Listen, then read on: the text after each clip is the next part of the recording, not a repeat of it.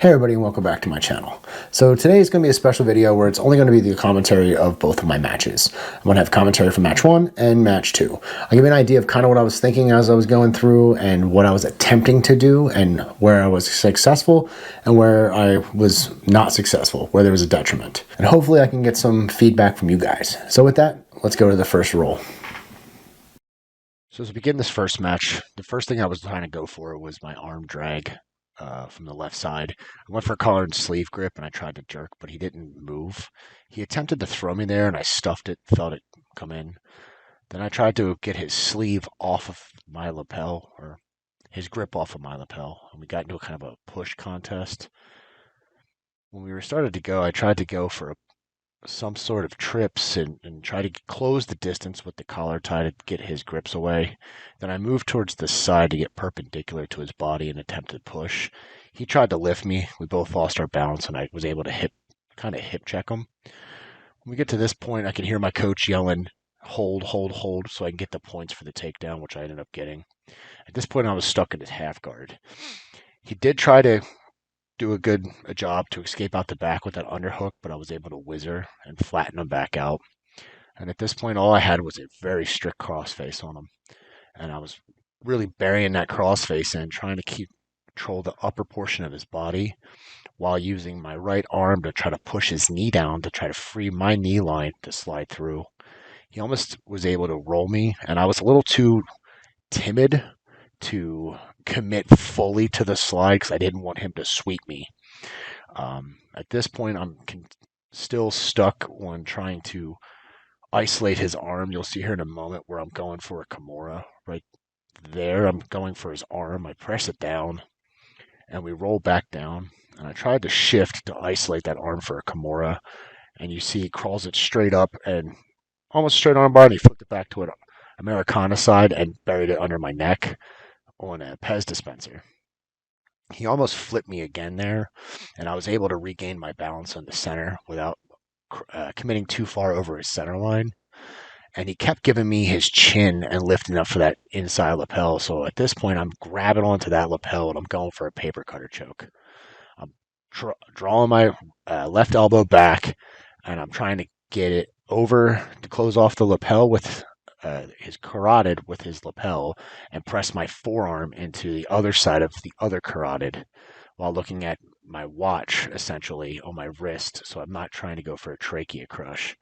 He kept moving around frequently, and there was a couple times when I felt like I was getting a trachea crush, but right here I have it in real deep, and I can hear him breathing heavy, and he's trying to push me off of him as I'm flattening him back out while pressing that forearm into it.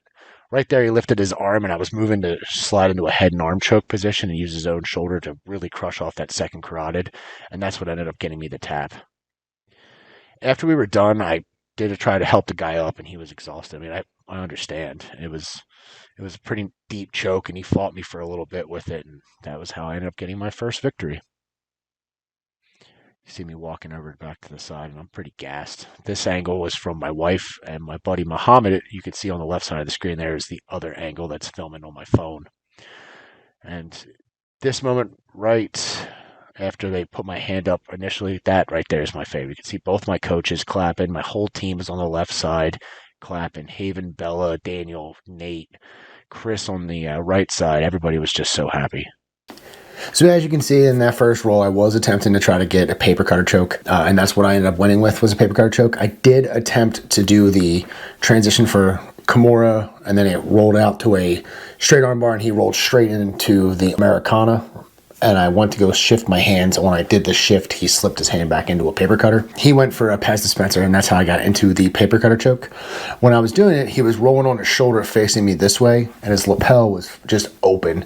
His head was extended as he was pressing up, which is essentially just screaming for me to put my hand in there and get a hold of his lapel and try to finish the job. It was interesting trying to see how he reacted. I was just trying to go with the path of least resistance. I wasn't going to try to force the Kimura. I wasn't going to try to force the Americana. He was in good positions, and I wasn't in a dominant position or more dominant position above half guard in order to go to, say, mount or full side control with him pinned up or mousetrap. So that's why I ended up going with the lapel choke.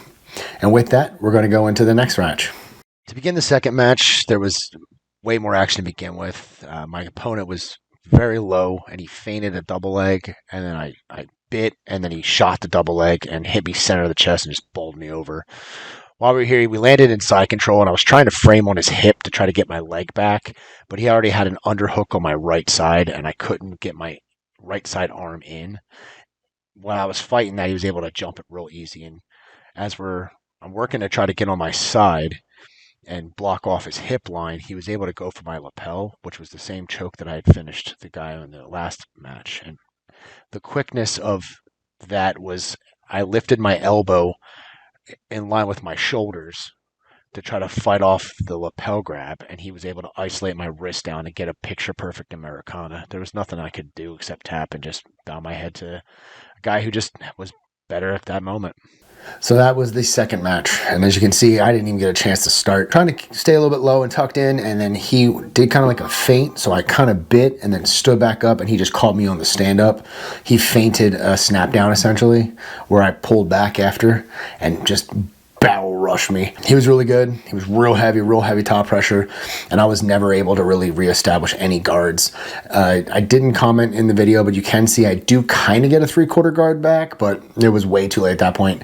And when I meant in my commentary of what I was trying to do, I was trying to stop the lapel by this way. I should have went by this way. Grabbed my lapel, grabbed his wrist, some kind of control to grab something here, but instead I did it this way, and he just pressed this arm down and trapped it. It's at the end of the lever. I have an L shape in my forearm and in my upper arm, and there was just nothing else I could do. So as soon as he locked it in, I felt it pull down and start pulling. It was done. So that was that match. Conclusions and thoughts. I did separate this section of the video from my actual part 10 of the journey, and that's mainly so I can just get to the nitty-gritty of what actually happened in my match to make these videos a little shorter. I know I make longer videos, and they can sometimes the algorithm doesn't work and people don't want to sit there and watch 20 minutes or have the time to watch 20 minutes. I will chunk these down a little bit and see what we go from there.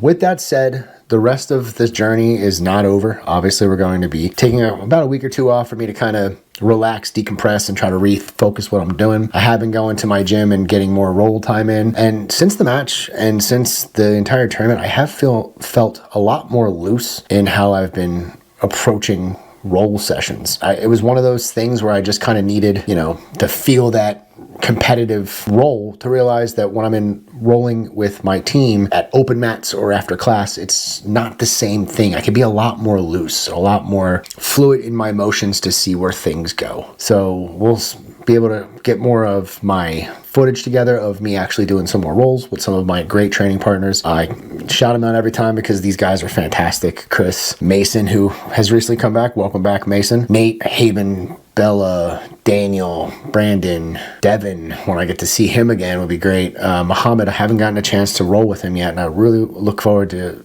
the different body types, perspectives, builds, all these things let me get more fine-tune my game and try to really put a lot of pace on myself. There are things that I've seen during these matches that really make me think about holes in my game and places I need to shore up. I mean, there's plenty of holes in my game. I'm not even a year into this whole jiu-jitsu journey. There's going to be holes for a long time, but I'm seeing big ones now that I can kind of try to streamline to develop my game before I try to branch off into a lot more nuanced ideas or see how my game this way and my game this way connect and create one fluid motion that is jiu-jitsu. Finally, the last thing for bookkeeping I want to bring up, I do have plenty of these patches left. These things are real cool. I do plan on giving away some of these. I have names that I've pulled from comments before. You'll get messages from me because I know all of you. Yes, a lot of you are my family and friends that support me, and I am honored that you guys would still support me. And for those of you that would love to receive one of these patches free of charge, please comment in the comments section below, share my video, like my video, subscribe to my channel. All I require is that you guys comment in the comment section just so I know if you guys get to this part and then you really like what I'm doing. Any suggestions, anything that you want to see this channel develop into, or commentaries or anything at all, I'm going to devolve most of my free time now that I'm done college is going to be devoted to training jiu-jitsu, this YouTube channel, and work with when I have time for this summer. We're going to see how much we can grow and how far we can go. So with that, thank you again so much for watching. Like if you like this video, share to a friend who you think may like it, and subscribe to my channel for more content like this. I hope you have a great day. See ya.